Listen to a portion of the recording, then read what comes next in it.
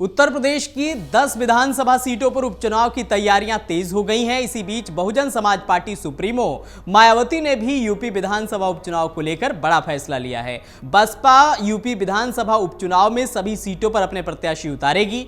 लोकसभा चुनाव में मिली हार के बाद मायावती ने बड़ा फैसला ले लिया है, क्योंकि बसपा सुप्रीमो मायावती उपचुनाव में अपने प्रत्याशी उतारने से बचती हुई नजर आई हैं। हालांकि अब यूपी उपचुनाव में मायावती ने अपने प्रत्याशियों को चुनावी मैदान में उतारने का ऐलान कर दिया है। बसपा अपने अब तक के सबसे खराब दौर में है। पिछले विधानसभा चुनाव में वह मात्र 1 सीट जीत सकी और लोकसभा चुनाव में 0 पर पहुंच गई। फिर भी हमेशा की तरह आने वाले विधानसभा उपचुनाव में भी सबकी निगाहें बसपा पर हैं।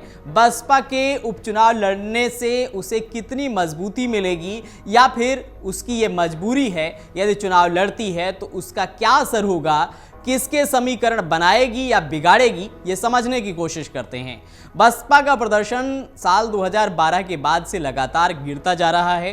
पिछले विधानसभा चुनाव में उसे 1 सीट मिली थी और वोट प्रतिशत महज 12.8% रह गया था। इस लोकसभा चुनाव में वह एक भी सीट नहीं जीत सकी है। वोट प्रतिशत गिरकर 9.19% रह गया है। लगातार खराब प्रदर्शन के बावजूद हर चुनाव में बसपा की खूब चर्चा होती है।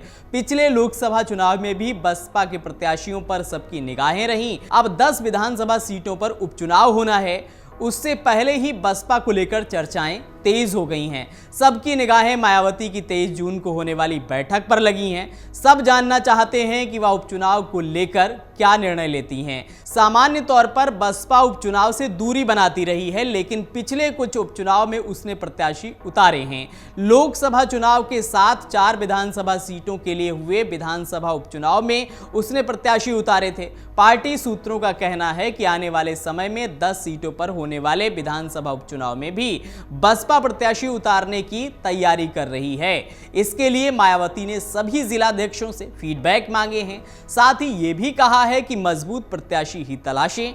हालांकि इसका खुलासा 23 जून को होने वाली बसपा की राष्ट्रीय स्तर की बैठक में होगा। दरअसल बसपा जब तक मजबूत रही तब तक उपचुनाव नहीं लड़ती थी। लोकसभा चुनाव 2019 के बाद उसने कुछ उपचुनाव लड़े हैं। इसकी वजह यह है कि 2019 तक उसके अपने परंपरागत वोट बैंक में गिरावट को लेकर खतरा नहीं था। उसके बाद यह बात आने लगी कि उसका कैडर वोट भी खिसक रहा है।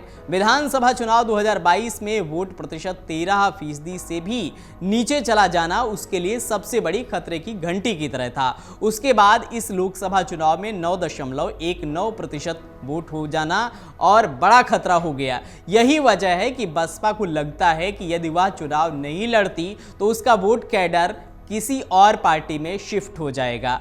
पहले भाजपा फिर इंडिया ने उसके कैडर वोट में सेंध लगाई। अब एक और खतरा आजाद समाज पार्टी भी है। इस लोकसभा चुनाव में बसपा को एक भी सीट नहीं मिली और चंद्रशेखर ने बड़े अंतर से 1 सीट जीत ली है। चंद्रशेखर ने उपचुनाव में प्रत्याशी उतारने की बात कही है। ऐसे में खतरा यह भी है कि दलित वोट कहीं उधर न शिफ्ट हो जाए। दलित वोट बैंक को बचाए रखने के लिए उपचुनाव लड़ना उसकी मजबूती के लिए जरूरी भी है और मजबूरी भी है।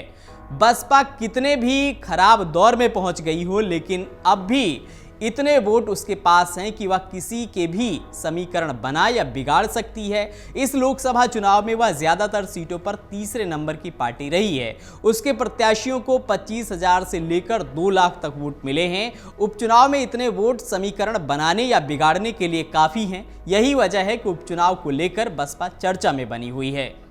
अब कौन कौन सी सीटों पर यूपी में उपचुनाव होना है वो भी आपको बता देते हैं। करहल मैनपुरी की सीट है, कटेहरी अंबेडकर नगर की सीट, मिल्कीपुर अयोध्या जिले में आती है, कुंदरकी मुरादाबाद जिले की सीट है, खैर अलीगढ़ की सीट है, गाजियाबाद सदर गाजियाबाद की सीट है, फूलपुर प्रयागराज जिले में आती है, मीरापुर मुजफ्फरनगर की सीट है, मझवा मिर्जापुर जिले में आती है, सीसामऊ कानपुर की सीट है। इस उपचुनाव में कई सीटों पर त्रिकोणीय मुकाबला देखने को मिल सकता है, क्योंकि समाजवादी पार्टी और कांग्रेस का गठबंधन पहले के मुकाबले कई सीटों पर मजबूत हुआ है, तो वहीं 2022 के बाद कई सीटों पर बीजेपी कमजोर हुई है। इसका नतीजा लोकसभा चुनाव में भी देखने को मिला है। अब मायावती भी उपचुनाव के लिए जुट गई हैं।